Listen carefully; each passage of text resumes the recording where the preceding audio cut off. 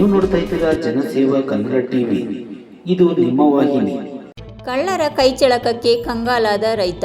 ಕೆಆರ್ಪೇಟೆ ತಾಲೂಕಿನ ಬೂಕನಕೆರೆ ಹೋಬಳಿಯ ಹಳೆ ಮಾವಿನಕೆರೆ ಗ್ರಾಮದ ರೈತ ಚಂದ್ರೇಗೌಡ ಅವರಿಗೆ ಸೇರಿದ 1.5 ಲಕ್ಷಕ್ಕೂ ಹೆಚ್ಚು ಬೆಲೆ ಬಾಳುವ 7 ಕುರಿಗಳನ್ನು ಗುರುವಾರ ತಡರಾತ್ರಿ ಕಳ್ಳತನ ಮಾಡಿರುವ ಘಟನೆ ಜರುಗಿದೆ.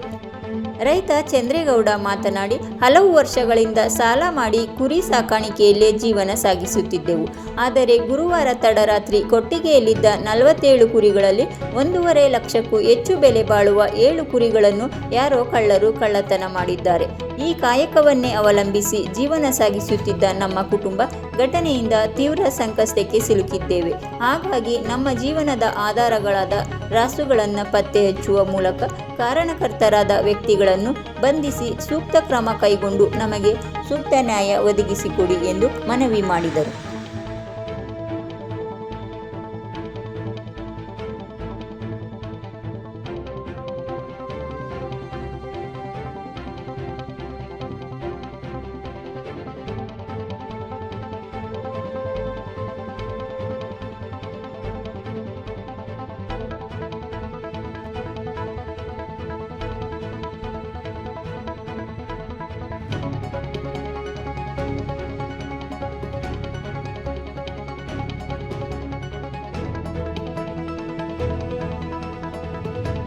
ಸಬ್ಸ್ಕ್ರೈಬ್ ಬಟನ್ ಮೇಲೆ ಕ್ಲಿಕ್ ಮಾಡಿ ಹಾಗೂ ನಮ್ಮ ಹೊಸ ವಿಡಿಯೋ ನೋಟಿಫಿಕೇಷನ್ಗೋಸ್ಕರ ಪಕ್ಕದಲ್ಲಿ ಕಾಣುವ ಬೆಲ್ ಬಟನ್ ಮೇಲೆ ಕ್ಲಿಕ್ ಮಾಡಿ ಹಾಗೂ ಲೈಕ್ ಮಾಡಿ, ಶೇರ್ ಮಾಡಿ, ಕಮೆಂಟ್ ಮಾಡಿ.